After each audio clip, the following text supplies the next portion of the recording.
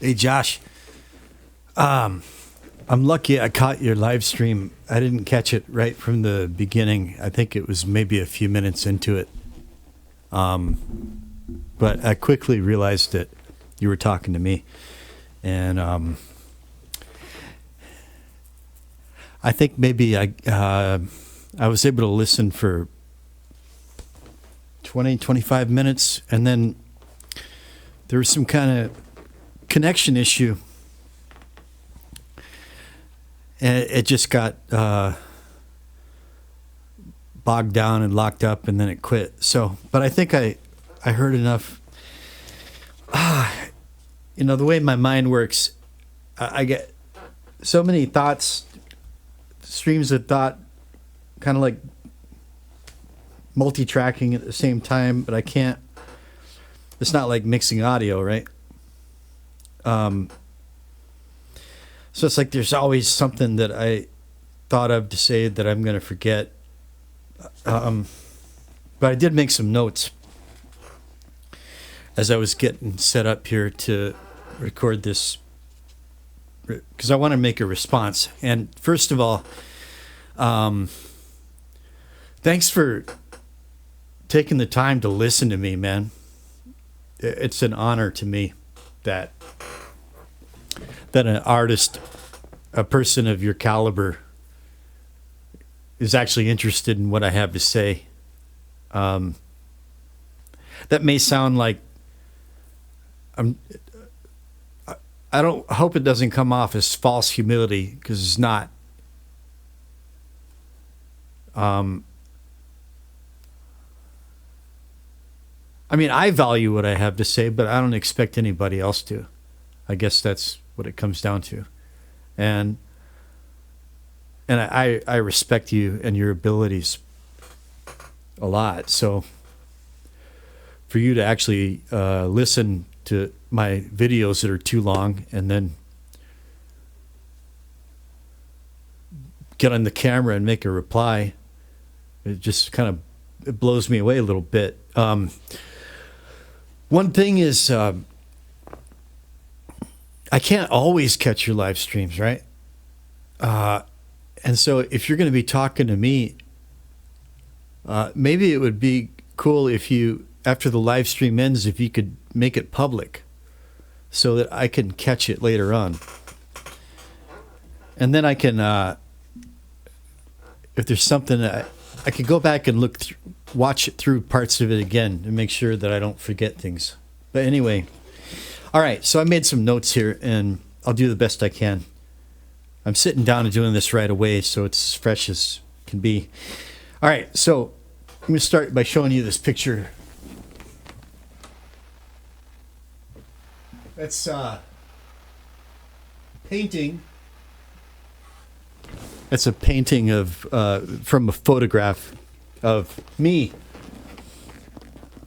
at 38 years old, I think it was, year 2009. You know, thousands of meters closer to outer space from sea level in the Himalaya. And you hear that very low sputtering going on? Yeah. You know what that is? That's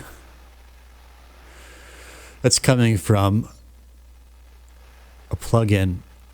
Yeah. That's coming from track number 3.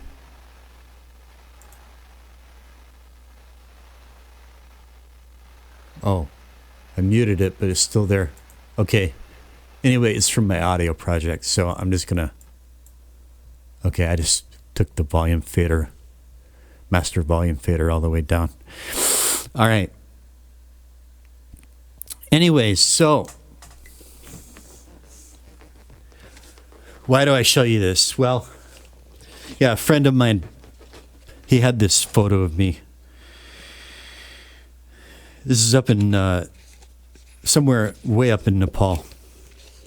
It was a 3-week trek to a lake called Tilicho Tal, or Tilicho Lake, or Lake Tilicho. I think 5,300 meters, something like that, in elevation. And from, it was about a 3-week trek. And by about a week into it, there were no combustion engines. There's no electricity to speak of. People just cooking with solar stoves and using donkeys and goats. And, yaks. There were yaks, right. And, anyway, that was quite a journey. But anyway, this is, I shouldn't have been there. That's the point. I should not have been there. And there were doctors that told me not to go there. And they had very good reasons. Because this was in August of 2009 when I went on that trek. And the month before, in July, I'd taken a trip to Laos, Luang Prabang, Laos, with the lady who was to become my current long-suffering missus. And, long story short, it was raining cats and dogs, and we were walking around Luang Prabang looking at the temples and the other sites. And I was coming down a flight of stone stairs from a temple in some flip-flops, and the steps were slippery, and I slipped, and I skidded down a whole flight of stone steps on my ankle. I mean, it was the kind of thing like you could only see in a cartoon, right? And like instantly, my ankle was literally the size of a soccer ball. It's not exaggerating too much. And surprisingly, they had pretty good medical care down there, even in the sticks of Laos. I was able to get home okay, but I had already I'd already made my arrangements to take this trek in Nepal the next month. And when I got back from Laos, I had like 3 weeks until I was supposed to fly to Nepal. And I was supposed to be going with an older friend of mine, which I did. But I had this ankle that was still the size of a big grapefruit, and it was in no condition to go trekking anywhere. And everybody was telling me, well, you just gotta take your loss. Obviously, this is not happening. And I'm going. And everybody told me I was crazy. My friends told me I was nuts. Long-suffering missus told me I was nuts. The doctors said to me, you're going to need 3 months before you're able to walk around without hobbling on flat ground. You're going to be on a crutch for at least 2 months. You're not going to Nepal. And I had already bought I'd bought some awesome alpine quality boots, man. I still have them to this day. They go halfway up your calves. Steel toe. I mean, I was kitted out. I was ready to go. And I was like, there's no fucking way I'm not going to Nepal. And I didn't know how. I was looking at my ankle. I could hardly walk to the bathroom. But I knew that I was going to go to Nepal. I just didn't know how. But I knew that I was going to go. I know that sounds It sounds like, yeah, that's what you would say like years later in hindsight to make it a good story. But no, I'm not embellishing or exaggerating or anything.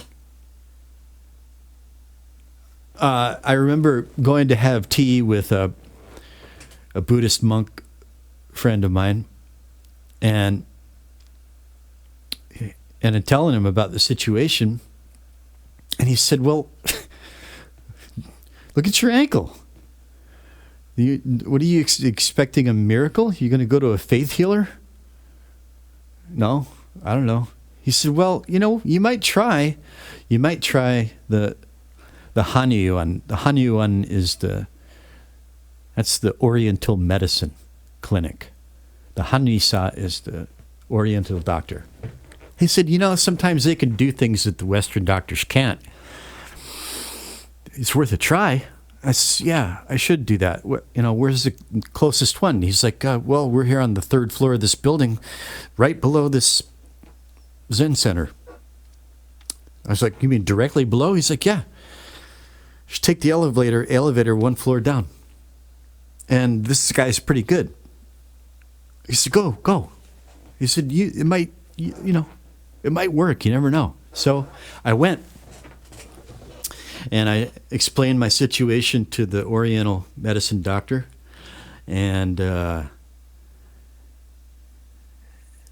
said, I'm going to Nepal. And he kind of looked me in the eye for a few seconds to kind of like assess, I think to kind of size me up and see how serious I was. And he said, okay. He said, you come here every day at the same time, every day. You don't miss a day. And there are certain things you're not to eat, and certain things you're not to drink, and certain things you're not to do. And you have to follow this regimen 110%. And you have to come here every day without fail. And I said, yes. And that's what I did. And so, yeah, man, he did all kinds of weird shit to my ankle and other parts of my body. Well, obviously acupuncture. There were a lot of needles. There was a lot of bloodletting. Like weird shit with suction cups and electrical shock and herbs and moxibustion, where they stick like a little herbal cigarette on certain points of your body and they burn it. And cost me quite a bit of money, but 3 weeks went by and I could fit those boots on. And the doctor, the Western doctor, the allopathic doctor, was still like telling me, you're this is really stupid. He was really trying to discourage me. Because he knew where I was going. He's like, look, there's no... If your ankle gives out on you at 4,000 meters, what are you going to do? It's not like medical evacuation is an easy matter in a place like that. And he was right. He had a point. But I knew I was going to Nepal. And that was it. And I knew that I was going to make it all the way to that lake. I knew I was going to make it back down again in one piece. And I did. So, what does that have to do with mid-side processing and phasing issues and mixing and mastering and all this stuff? Well, I hope it's a bit more than just tangential. Recently, in a video not too long ago, I actually had to make a very unpleasant video talking to a certain person who... Anyway, I took it down after a day, but in that video, I compared when I make music here, and I think to a much lesser extent than you. But yeah, I'm working on an album in a different way than you do, right? We have different ways of working. Everybody does, right? But yeah, I'm for me, like the songs are like legs of the trail. And yeah, I work on them individually. I mix them individually. I master them individually. But there will be a final mastering process, a matching process. And what that involves is getting everything just the same. You know, I see my sound visually. It's literally true.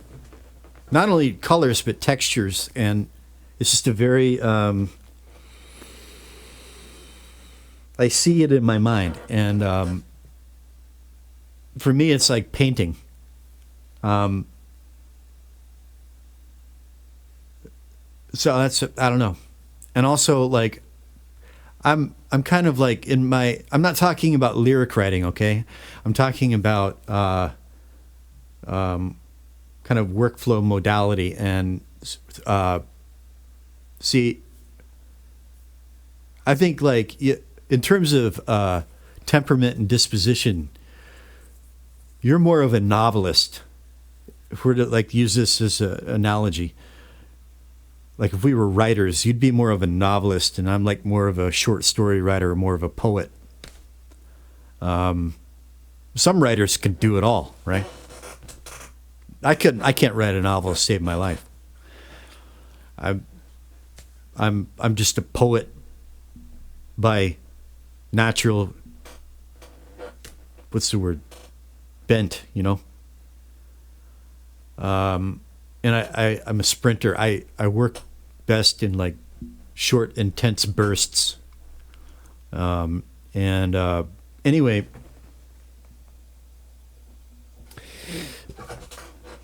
so nothing that I say, it's not like I'm telling you what you should or shouldn't do or think or whatever. I'm just communicating to you the way I see things for myself.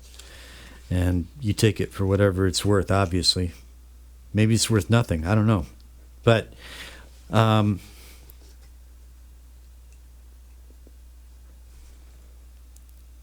it sounds like I'm just talking about myself.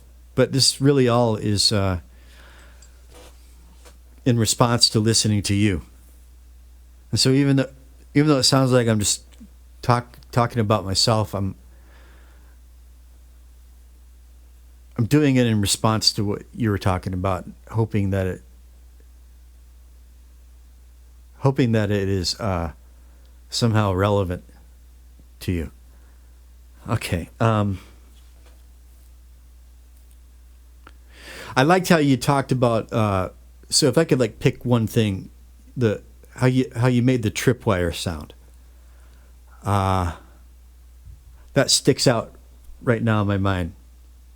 For one thing, you know, you're telling me about how your way of going about things and the things that occur to you, and oh, this is too obvious. Oh, that's cliche. Oh, that's too easy. I get that. I have some of that in me too. Although it's not the same as it used to be.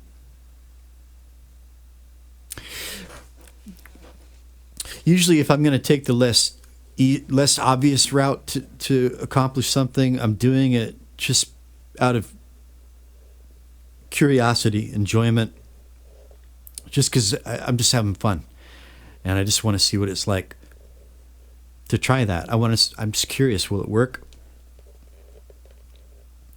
But I don't feel any onus to like.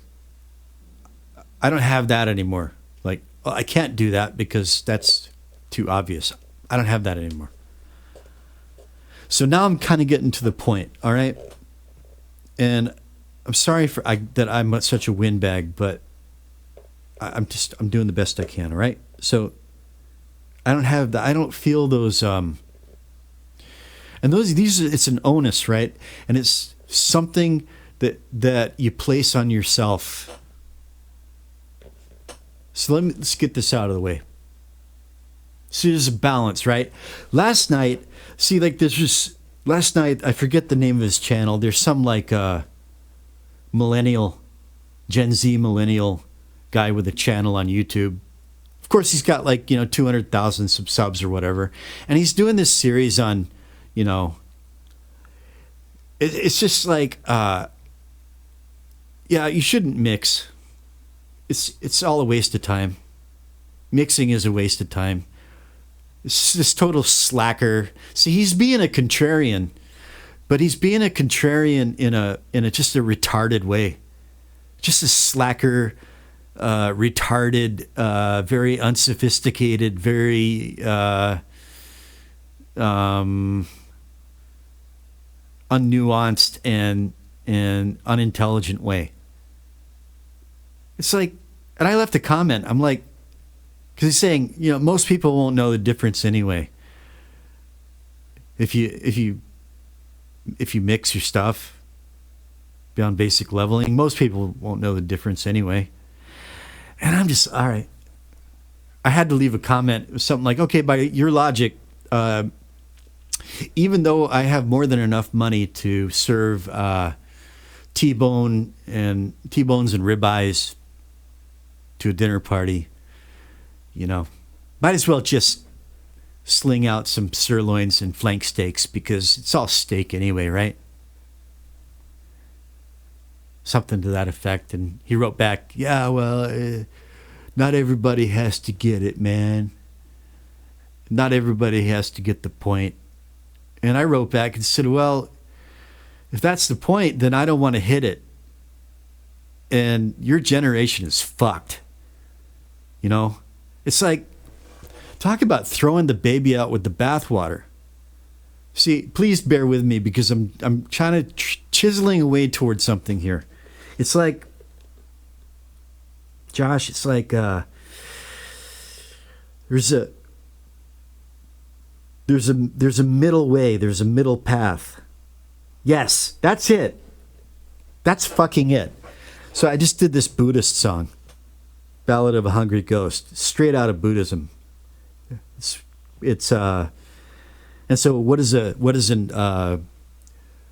the hallmark features of Buddhist philosophy and thought is the middle path, the middle path, the middle path. But that's not just Buddhist. It's like, the golden mean. And this kind of touches back on another rant that I did not too long ago. Like, we've grown up with this kind of romantic myth of the tortured artist, that you have to be tortured and demented and driven to madness and extremes in order to produce art that's worth anything. It's a mythology. That's all it is. It's a mythos. It's a mythology. That's all it is, bro.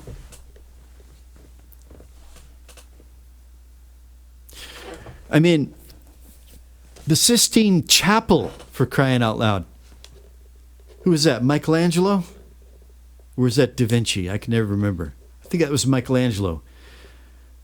Do you think that guy was going out and I know they didn't have absinthe in that country at that time, but was he being a degenerate and hanging out and drinking absinthe and eating weird mushrooms and having orgies and torturing himself with angst and nihilism and all? No. That guy was probably very structured, very disciplined, eating right, sleeping right, exercising. He was taking care of himself. He was probably in very excellent spiritual health, mental health, psychological health, emotional health, physical health. You couldn't make a Sistine Chapel without being whole and sound. Right? Look, if my ranting is irrelevant to you, I'm sorry. I'm doing the best I can. So it's like, this kid is like, yeah, man, just don't mix anyway. Just be au natural, man. It's like, it's cringier than the hippies. And it kind of like, or like those, there were like, it was kind of fashionable. I think like in the late 90s, there were certain bands where the singer just didn't give a shit, just didn't try to hit any notes, or even worse, like purposefully as an affectation, deliberately wouldn't hit any notes. Any notes. And just full of just weak, shitty vocal affectations and just anemic vocals. Oh, God. All right. But then on the other end, you've got like, okay, let's talk about Steely Dan for a minute. I love Steely Dan. I respect Steely Dan. I mean, it's amazing what they did. It's astounding what they did. It's like you could take their records and you just put it on anything and it sounds like glistening diamonds, jewels, glistening jewels, and satin, and suede is too rough. Satin, velvet sometimes. And just the colors of city lights at night, right? The colors of the city lights glimmering on the asphalt and the sidewalks and the glass. Steely Dan. It's astounding. But I can't sit there. I can't listen to it all day. It would drive me mad. It would. If I listen to Steely Dan too long, you know what happens to me? I start to feel a malaise of. A spirit of depression starts to come upon me, and it's not anything like, oh God, this is so sublime, this is so good, I could never achieve anything like this, I'll never achieve anything like this, why do I even bother, why do I even try? Nothing remotely even. No, nothing like that. It's because there's also it's city music, it's urban music, it's urbane, it's the city. It's the ultimate in refinement and taste and class and protocol and with that comes. I'm trying to choose my words really carefully here. First, it comes with a certain undercurrent of degeneracy, which is in the lyrics. Now, degeneracy is fine. I'm going to talk about Tom Waits. Tom Waits is shot through with degeneracy, but it's different. It's not the degeneracy itself that starts to wear on me. It's the vehicle for the degeneracy. It's hard to explain. The other thing is, there is a certain madness in Steely Dan. A madness. I watched a documentary about the making of Gaucho recently. They had Mark Knopfler in there for like 10 hours or 12 hours. They had Mark fucking Knopfler doing take after take after take after take after take for something like 10 hours. And they ended up using something like 12 seconds. And the drummers that they went through, the number of drummers that they went through,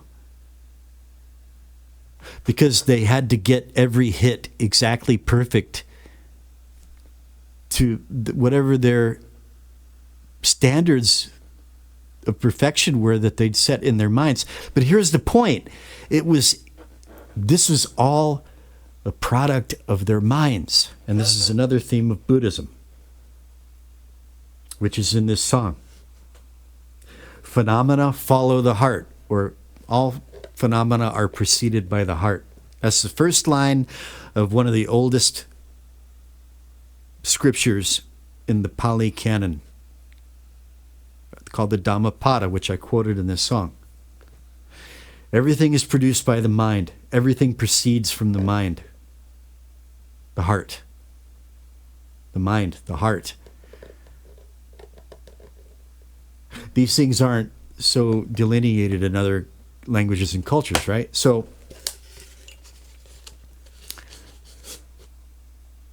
Steely Dan decided to do a thing.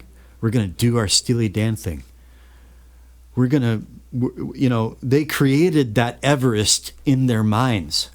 And they had the power. They had the powers to manifest that Everest in New York fucking City.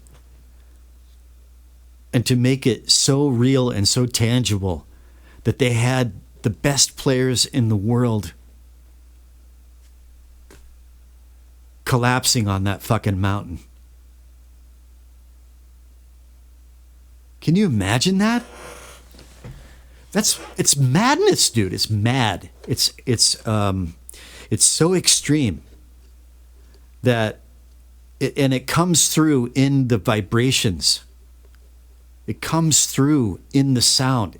That vibe, that intentionality, that madness seeps through the sound, and it gets into me, and I start to feel ill at ease. Does it make any sense? So, subjectivity. You mentioned subjectivity at another point. So let's kind of I want to go back to I don't put that onus on myself anymore. Well, that's too easy, that's too obvious. I get that. I totally get it. But that can become like an OCD kind of thing as well. If you make that a protocol that you never vary from, then in a way, you're how can I say? Well,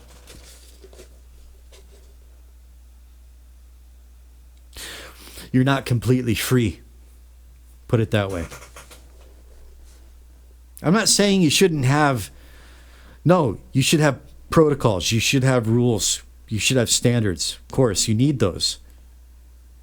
It's like Stravinsky said, I think it was supposed to be Stravinsky, without limits, I can do nothing. And I'm going to be talking about limitations also.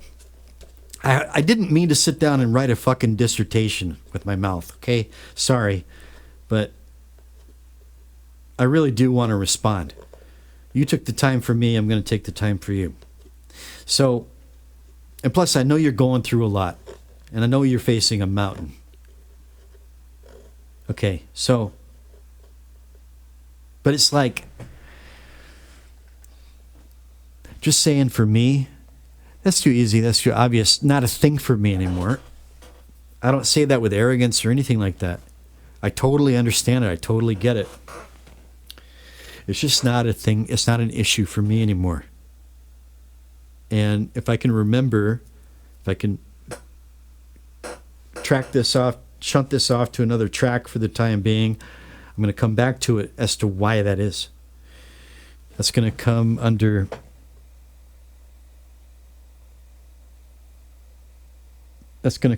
conviction and trust and love. Okay. So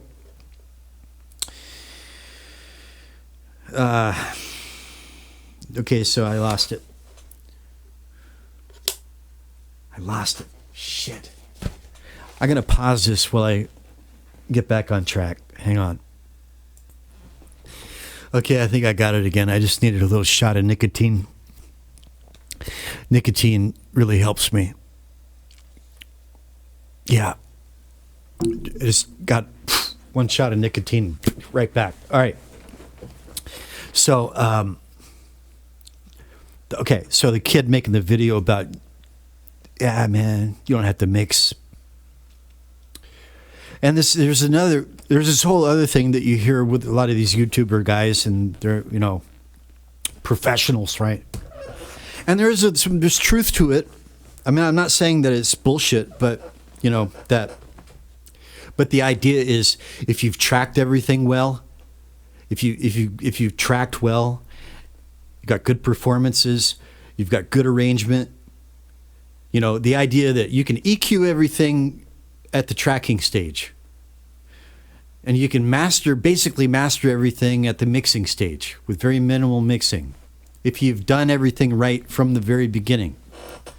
And they'll always say, the most beloved records, were made this way. And, Lord Algae, or whatever his name, he can't be wrong. It's like, yes and no. It's like, so this kind of ties into the subjectivity thing, which I'm getting into. But it's like, yeah, that's an approach. That is an approach. That's a legitimate approach. And if you're going for a certain, I'm thinking like, let's say, I don't know. I was thinking like Fleetwood Mac. It's got a very, very in the room kind of feel to it. Very, very naturalistic, very, very polished, but at the same time, quite unadorned in some ways. It's like you feel like you're in the room with these people making this music, But what if you're not? And so, although they had their tricks in the studio for sure, they had their studio magic, that's for sure, and they all do. But this idea that you can be really purist and minimalistic, and just if you do your tracking, if you do everything correctly, and you got it all thought out intelligently, and you got good performances that you basically, it mixes itself, it EQs itself, and you just have to do very little. And that may be true. Again, that can be true, but does it have to be true? No, it doesn't have to be true. Is everybody going for that hit record sound? No. Ought they to all be going for that sound? Why? Why should everybody have to be going for that? This sounds like a demo. So?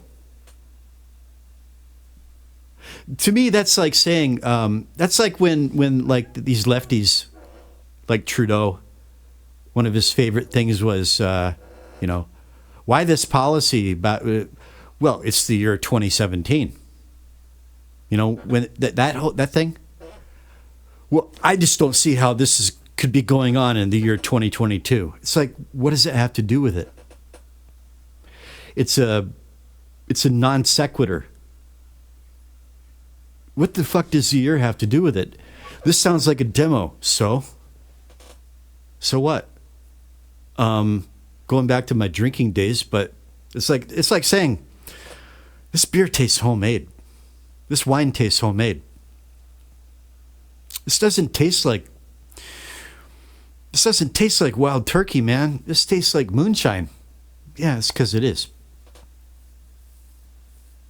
But it doesn't taste like wild turkey. Yeah, it's because it tastes like moonshine, because that's what it is. It's moonshine. I made it in a pot still in my basement. Oh, yeah, take it or leave it, man. Appreciate it for what it is, or not. Now, I'm not saying that. See, it's always nuanced. It never ends, right? Because look. So you mentioned like the Todd Rundgren album that you mentioned that it sounds like a bunch of demos, but it's Todd Rundgren. So that's what I'm harking back to right now. It's like, so that comment in and of itself, that assessment in and of itself, which is all too often thrown down as a critique or a criticism. But in and of itself, it's meaningless. It just means it doesn't sound like it came out of Sunset Studios in LA, whatever. So what? It's irrelevant. To me, anyway, it's irrelevant. The only thing I care about is it compelling? Does it move me?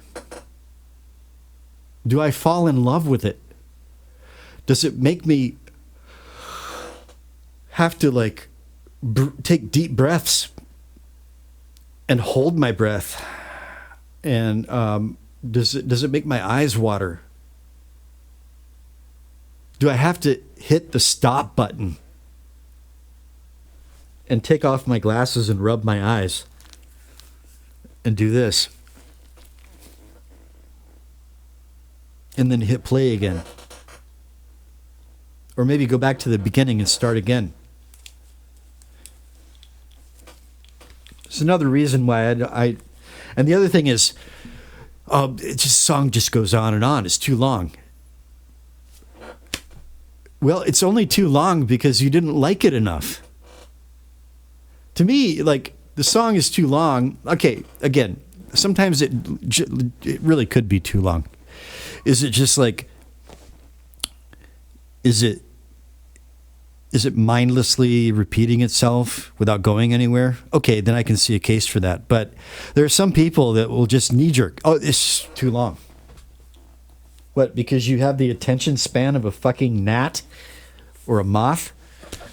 There's a street lamp over there. Go beat yourself to death on a street lamp. For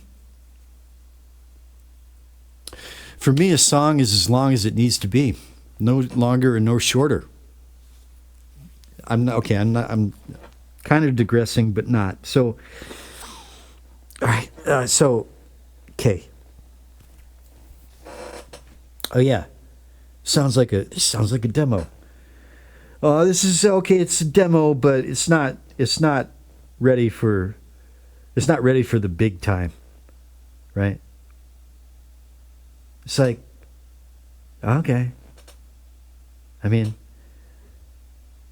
because that's something that the speaker of that sentence made with their mind. It could be something that they made with their mind, or it's just something that they're repeating that they've heard. And a lot of people, that's all they do is just repeat things that they've heard. It's astounding how many people in this world, successful people even, they go through life and virtually nothing that comes out of their mouths is an actual product of their own thinking minds. They're just repeating shit that they've heard over and over again. It's astonishing to me, man.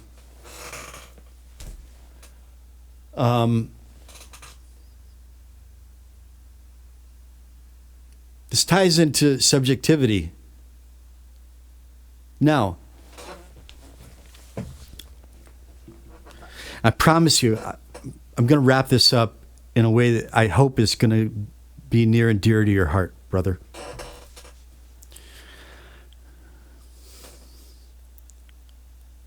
You see, yeah, it's all subjective. Yeah. Yes and no. One answer is yes, it's all subjective. Go listen to, I don't know, maybe you're a fan, I'm not. Try to listen to a Cannibal Corpse album. I can't do it.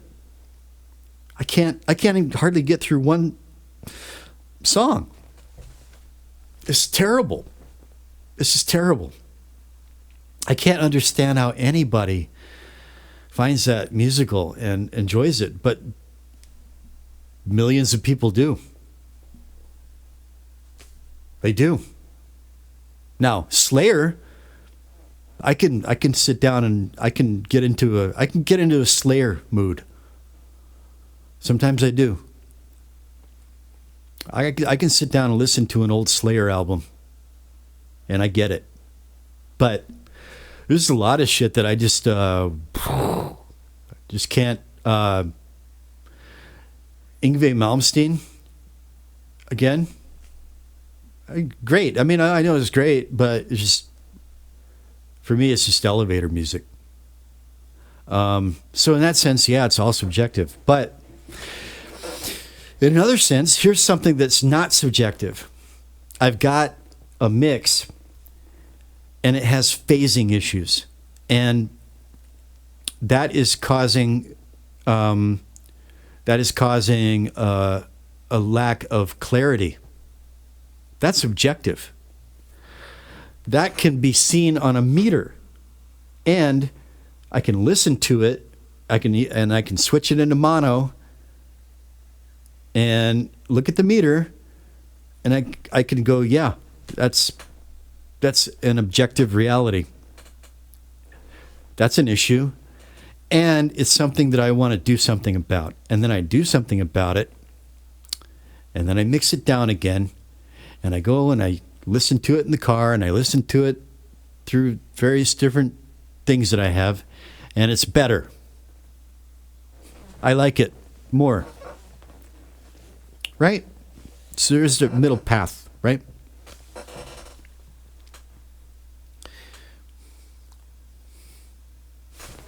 Remember this guy? Hang on a second here. Remember this guy, Josh? Let me move myself out of the way here. Remember this guy? Frightbox. Look at the title. Look at the clickbait title of this. Overrated mixing techniques making you sound like an amateur. You know, and I still think this guy is a hoser. I've had a lot of Canadian friends in my life. Yeah, he's a hoser. But I don't like... I've learned to look at it in a different light now. So, what is he on about in this video? Guess what he's on about, okay? Like 5 things that you shouldn't be doing because you're an amateur. Because you haven't been doing this professionally for 15 or 20 years. And so really you have no business doing any of this. And it's just making you sound like an amateur. Because that's all you are. And that's all you're ever going to be. Because you don't have a real studio like me. You're not a real pro like me. So don't do these things. Yeah, it's just like, so side chain compression. And then what's the next one? What's the next one? Wait a minute, that's number 3. Number 2 is, where is it? Okay, side chain compression. Number 2, shit. Do I have to pause this while I find it? There it is. No, hang on. I saw it flash there for a second, number 2. It was mid-side processing. Sure of it.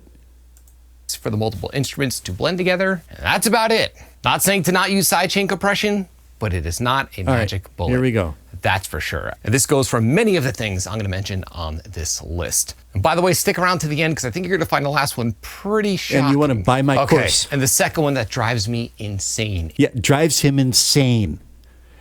It drives him insane to think that, peons like me in my bedroom might be up to no good. Is corrective or match. Oh, so number 2 is corrective or match EQ plugins.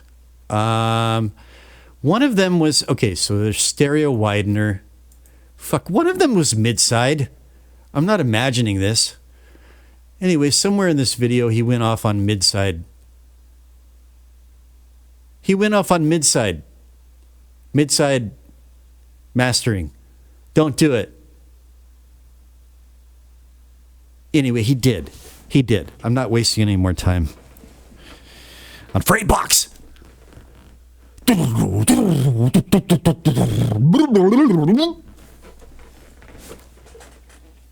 Yeah, man. Some people are not going for your sound, your professional sound, because it's fucking boring.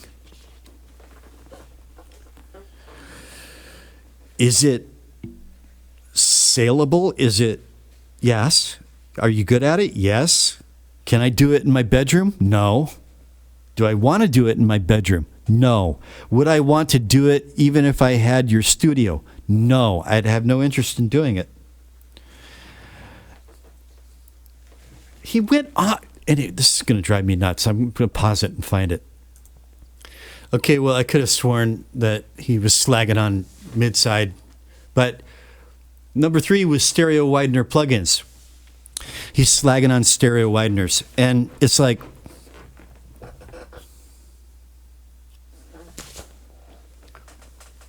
and I'm sure there's a case to be made for it. What they cause phasing issues. So, what does he say? LCR panning, left, center, right. Everything is left, center, or right. Thou shalt LCR pan to get thy professional mixes.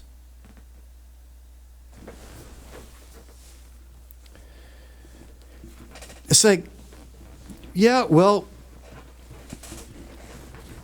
one morning, like 11 years ago, I woke up stone deaf in my left ear, and I only managed to recover maybe 35 to 40% of my hearing, and I have a hearing impediment. And so for me to mix with and pan things left and right, I would constantly have to be doing this just all the time, constantly doing this. Right? And even then, it's like hearing doesn't work that way. It's another tangent. I can't, just for reasons, I can't mix. I can't do a stereo panned mix. I can't. So technically, all my mixes are mono.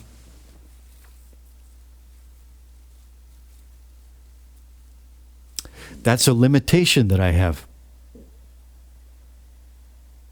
And if I let this guy get to me, but I love to have some stereo width. I love to have that illusion of stereo, and that depth. Is it an illusion? Fine. Yeah, I'm not ashamed of it. It's a badge of honor.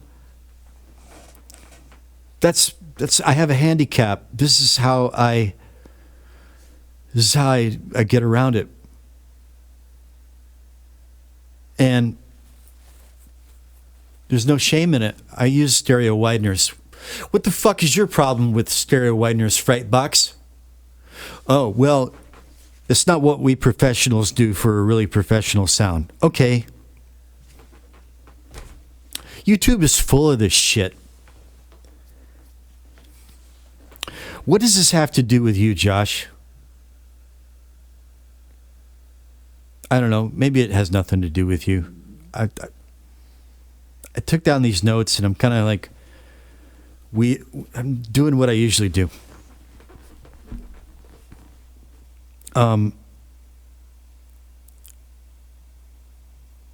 It's like everybody's got an opinion, man.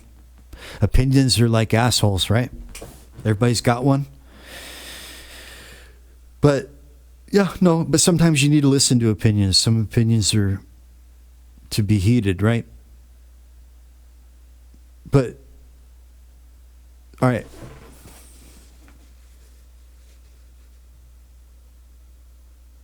Here's the crux of what I want to say. This is kind of like a little bit more about where I'm coming from, and I have limitations. I've got this bedroom. I can't stick anything on the wall. I can't put any foam on the walls. I've got what I have. I'm working with digital audio. I'm so lucky to have what I have, man. You know, it's just incredible. And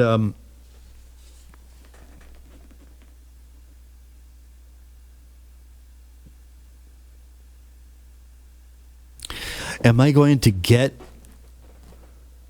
from this little studio of mine, am I going to get professional results that are going to impress a professional with his professional sensibilities and his professional tastes and his professional ideas? Probably not. And nor do I care.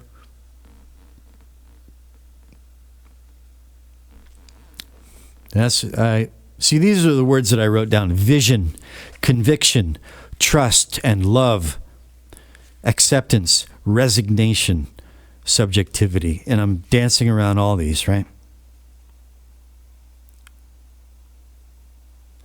Why is that not an onus that I put on myself? That's too cliche. That's too easy. That's too obvious. It's because that comes from conviction. Where does conviction, because I have conviction about what I do. Where does conviction come from? Partly it comes from vision. I have a vision for what I want. And it doesn't matter if at the end, if I get to the top of my mountain that I've made in my mind, and I am the only one there to enjoy the view, so be it. If I'm the only one in the world that enjoys putting my album on when I get in the car and listening to it as I cruise down the highway, I'm fine with that. Really and truly, I am. I came to that conviction. And to me, that is... So to me, it's no longer a conviction that you must never do anything too obvious or even if it's a cliche. The only conviction is, yeah, at the end of the day, the only opinion that really matters is mine. If you look at my, every time I throw up like a SoundCloud profile or some other profile, my bio is always the same. I make the sounds that I want to hear. I make the sounds that I want to hear. And if some others appreciate it, that is just what? Not icing on the cake. That's a cliche for you. That's just that's a welcome surprise. You appreciate that? Oh, I'm so glad.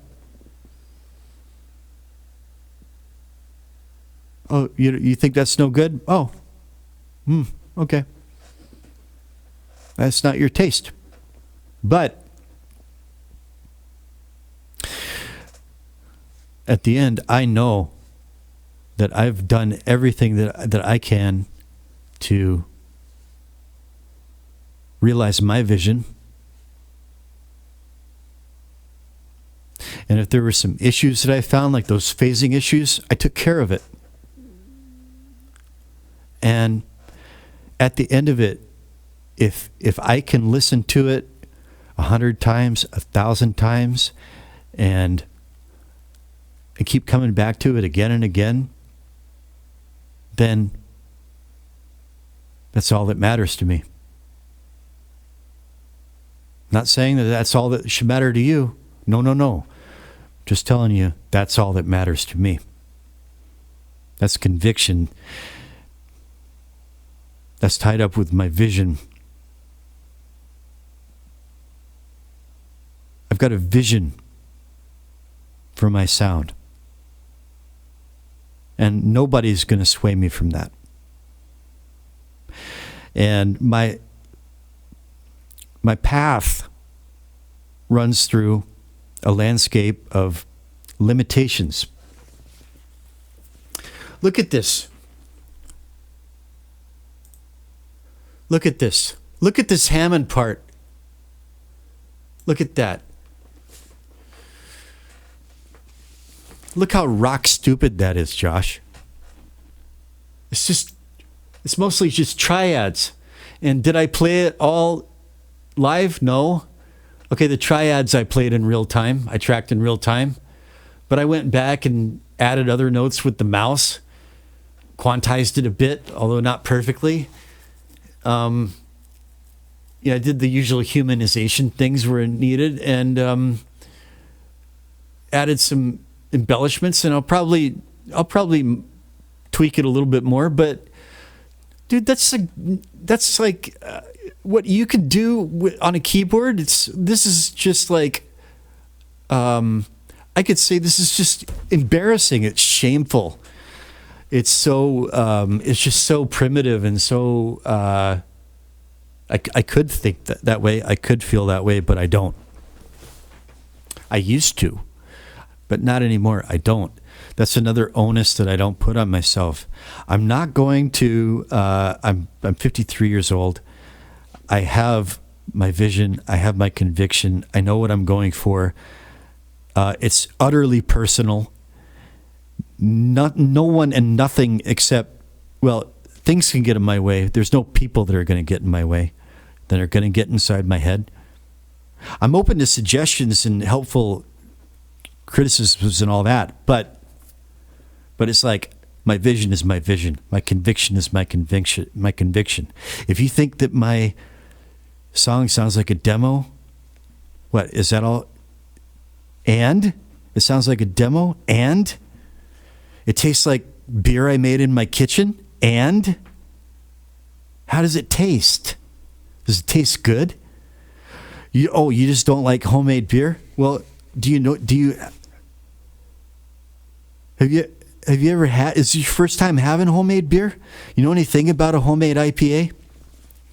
Or have you only had, your beers from big factories your whole life?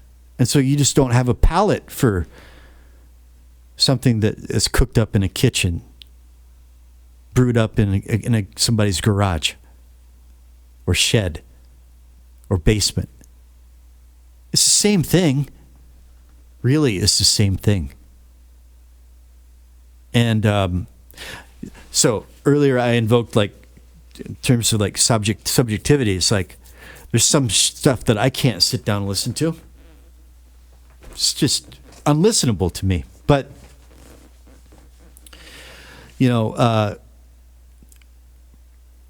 I think that the music artist that I most admire and respect in this world is Tom Waits. I don't know how familiar you are with Tom Waits' work, but he started off as a piano man with a, pretty smooth voice. And you listen to his first album, Closing Time. Really beautiful melodies and just a real easy breezy kind of very, very, very, oh man. The song Old 55, it's just, wow. Yeah. And then fast forward like 20 years and 20 years and you've got Bone Machine, for crying out loud. Bone Machine. You ever heard fucking Bone Machine? And that guy, it's like he had his vision. Like I had my vision. He said, I'm going. And he had, the people in the record industry, his label, his management, everybody saying, this is career suicide. What are you doing? And Neil Young is another guy who got away with this sort of thing.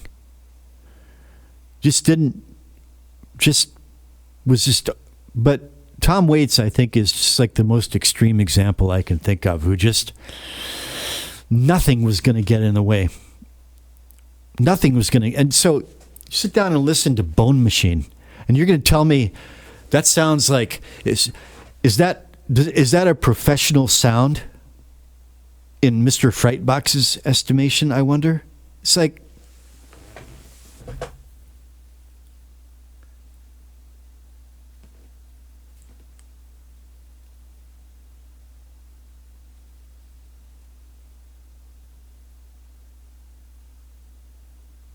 so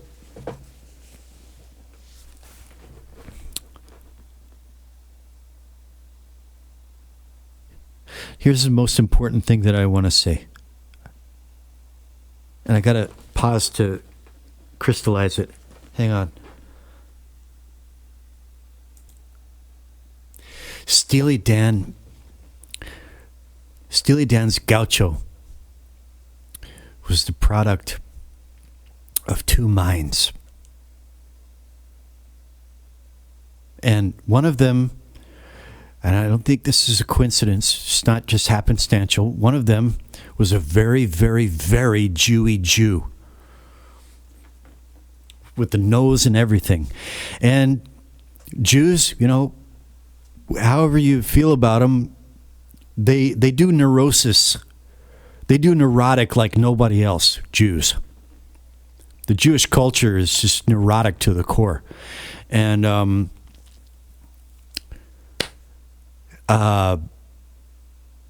obsessive in its own way. Very, very obsessive and neurotic.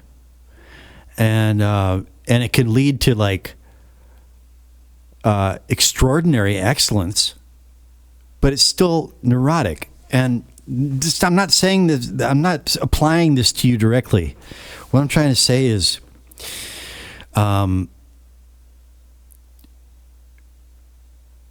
was the product of two minds. And they manifested it. You are embarking on a manifestation, and it proceeds from your mind.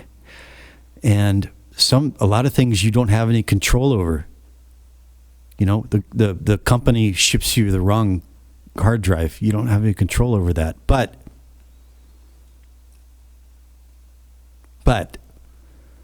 some things within the kingdom of your mind, you do hold sway. So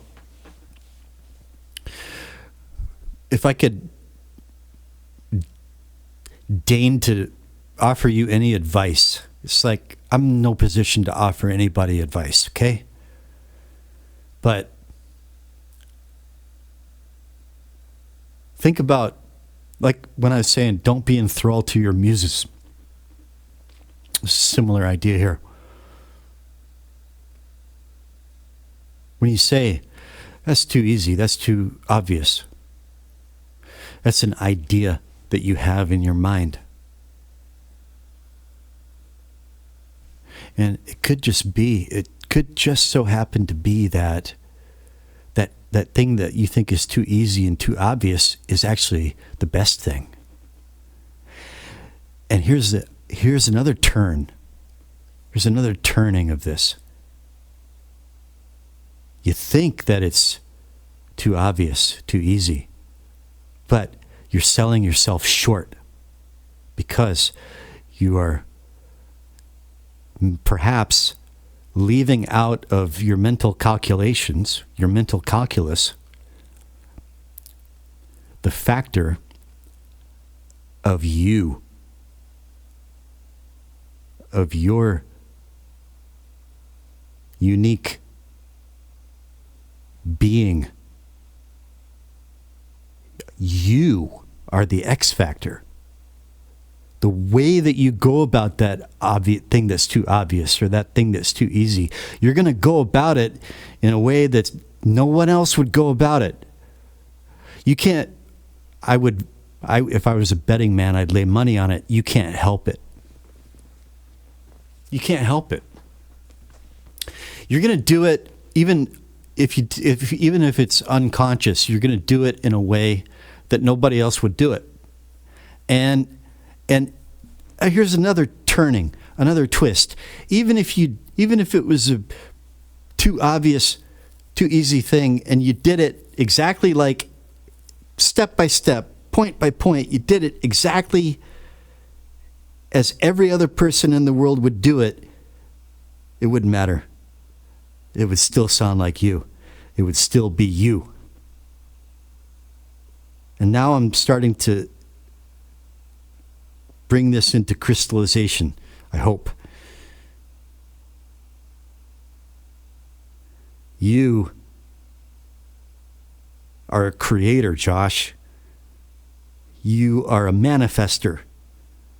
You have a vision in your mind. You manifest it from your mind into the external world.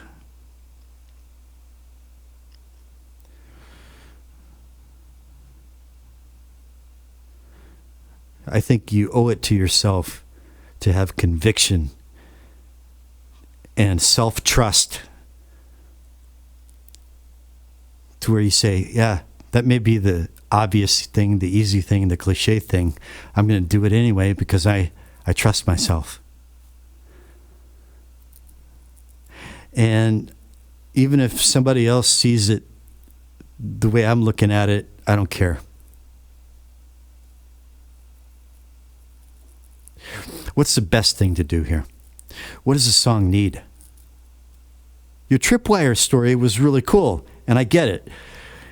And that was probably the best thing to do. I'm just saying, that was just like one example. But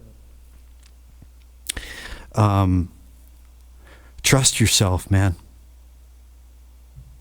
And part of that is also love yourself. And I know that sounds really, namby-pamby, but I don't mean it that way. I mean it in a very serious, I say it in a very serious manner, because this is not a trifling matter. Self-love is nothing to take lightly. And it's not the same as vanity at all. No. Maybe I should say self-respect, but I think love is better. Because I love what I have. I love what I'm doing. There are people out there in the world that would just never, I could achieve my vision perfectly, and probably more people exist who will never get it than exist who do by a long shot. And there are a lot of people who say, "Oh, it sounds like a demo. It doesn't sound professional." I don't care. My limitations are my limitations. I mix in mono with spatializers, and so in line with my limitations, but also in line with my sensibilities, and this is my vision. I want my recordings to sound like, a really loud band on a big stage in an outdoor amphitheater, recorded from about 100 yards with, in the middle of the stage with a Sony PCM D50.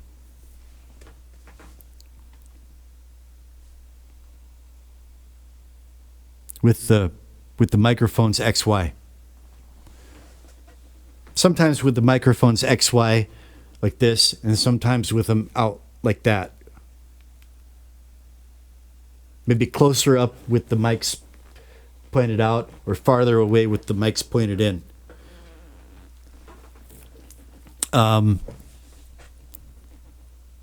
That's what I'm going after. That's what I want to hear. That's what I want to hear. And so I want it to sound as good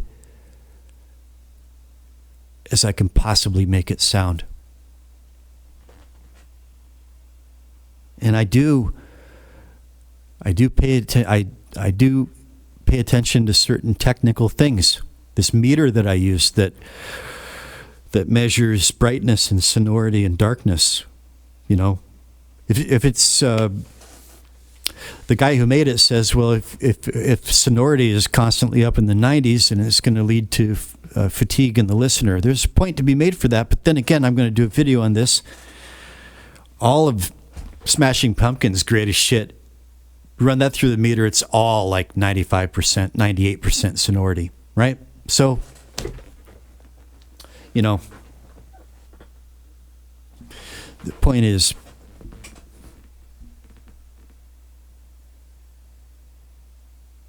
yeah, love what you're doing. You've been kind of going hard on yourself, or you keep saying, no, I need to stop bitching. I've been bitching. Yeah, I mean, okay. But don't get down on yourself, man. You've got so much talent and ability. It's just, maybe you got too much for your own good. See, like, here's a limitation. Look at my stupid Hammond organ track. Look how stupid it is. But I don't know. I don't have the time to sit down and like become a really excellent keyboardist and do something different. This is what I can do, and I don't have anybody else to do it. And so I'm going to find a way to make it work. If it serves the song, then that's what I'm going to do. If I decide that it doesn't serve the song, then I'm going to take it out and do something else. But I'm going to trust myself. And I'm going to make something that I love and stand by. And I'm going to enjoy myself while I'm doing it. And I hope that you will love and appreciate what you do and enjoy doing it. I hope you can not revel in it, but relish it, savor it while you're doing it. Take a moment to, when you do something, when you get something right, take a moment to kind of bask in it a little bit, marvel at it a little bit. Let it inspire you, man.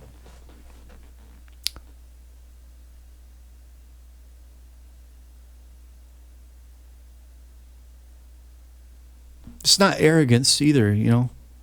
I suppose you need a tiny little bit of more like self-assurance. Again, self-trust and love, conviction, vision, acceptance, resignation, a bit. You know? Anyway, I've probably gone on too long, meandered too long, and I don't know. I hope I haven't been presumptuous in any way, Josh. I've got a tremendous amount of respect for you and your capabilities. Look at what I'm dealing with right now before I go. See? This is the kind of thing that used to like drive me nuts and stress me out, and I would get like really, because I mean, I'm not a bass player, but I'm doing a bass part on this guitar here. And see, well, for starters, I don't like this bass part. I got to redo this bass part. But that's not the main issue, because look, I got a vision for this song. This is a Buddhist song, and it's in 3 parts: the 3 jewels, the Buddha, the Dharma, the Sangha. And I deliberately, the electric guitar part is copied and pasted. See, there's an example of that's too easy. right? But at the same time, I have a reason for it. This is a song about a hungry ghost.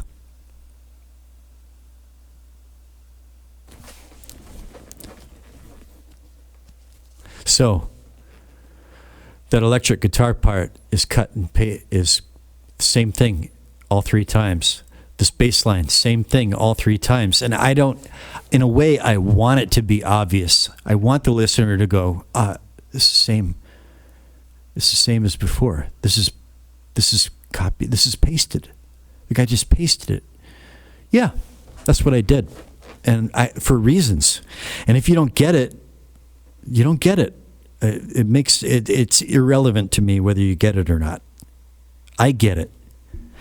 All right, now, but so listen to this bass line, Josh. It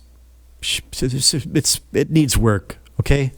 But you might find this issue interesting. If you made it this far, I don't mind taking a few more minutes of your time. Let's see. I had the volume all the way down. Okay. So I'll start it from the beginning, and you can hear the bass line. I'm not going to play it all the way through. Just listen to when the vocal comes in.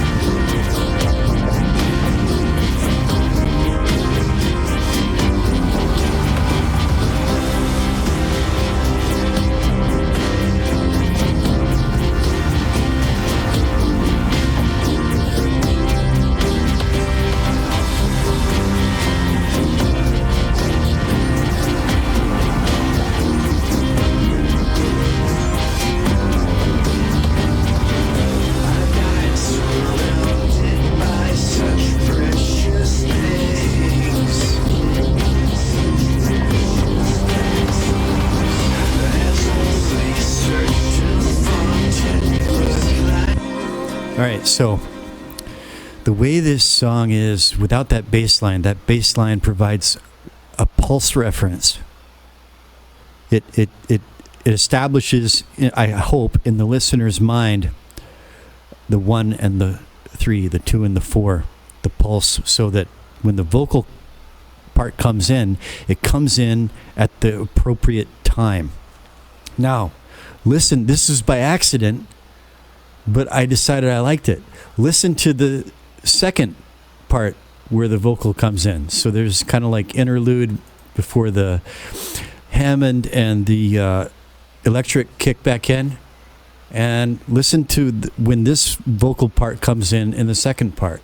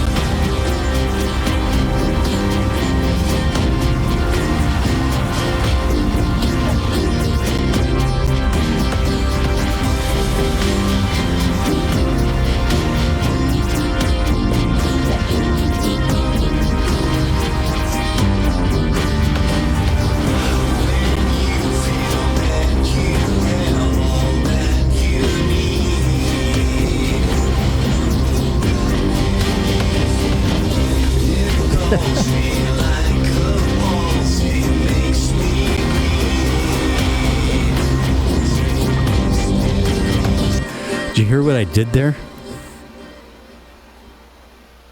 vocal comes in just a little bit late, and suddenly it just changes the pulse.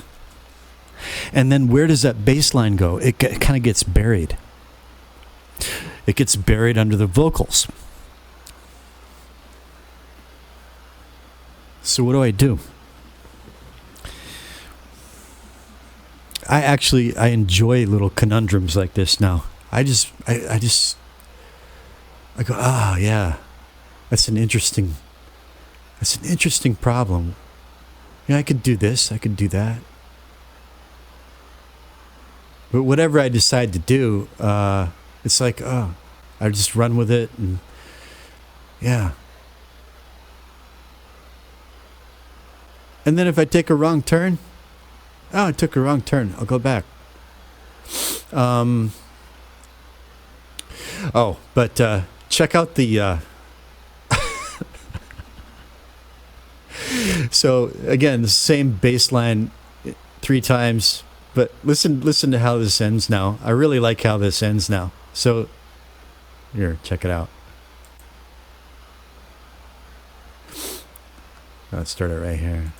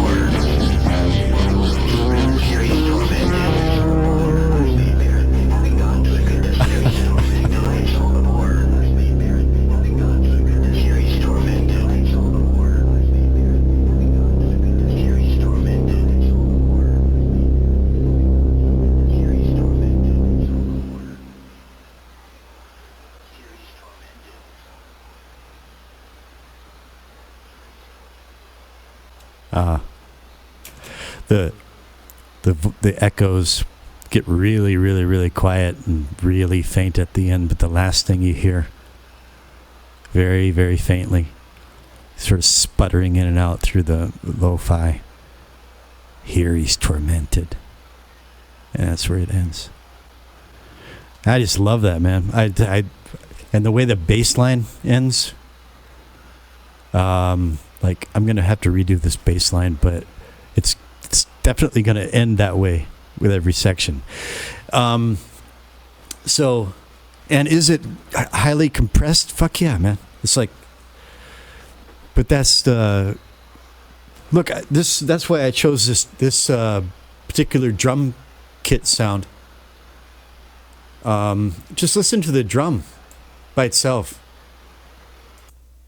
You know, I chose this drum kit sound. This huge, massive reverb.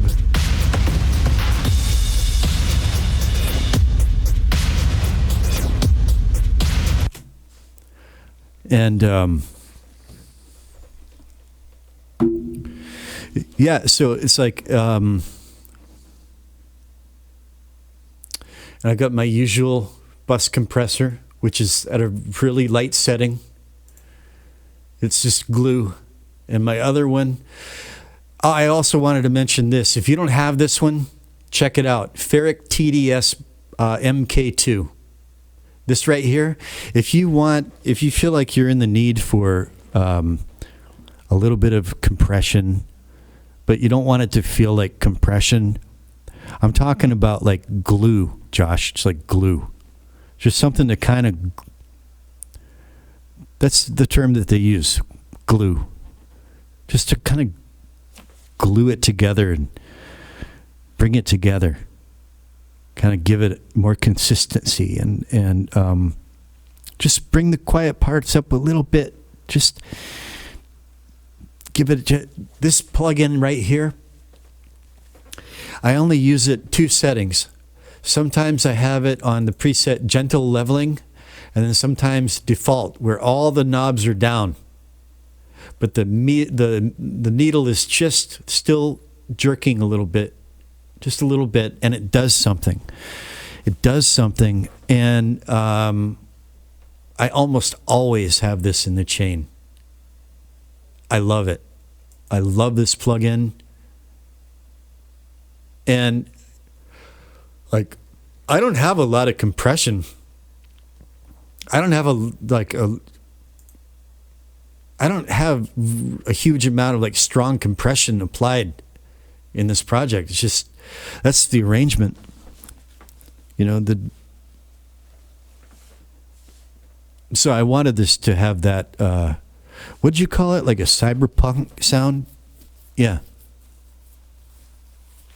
I mean, so far it's like, this is what I'm going for. Obviously, there's still a ways to go. But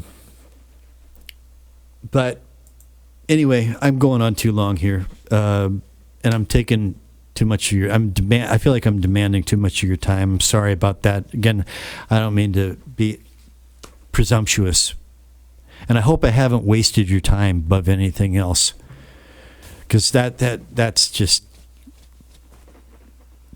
I feel almost arrogant sitting down here and talking for an hour and a half, like. But I'm not. I mean well, okay? So I'd hope to do this in 30 minutes, but you know how that is. Okay, so... Okay, Josh. I believe in you, man. Whatever you do, however you decide to go about it, whatever you do, it's going to be you. And that's the most important thing. So just take that for what it's worth. Okay? Take care, brother.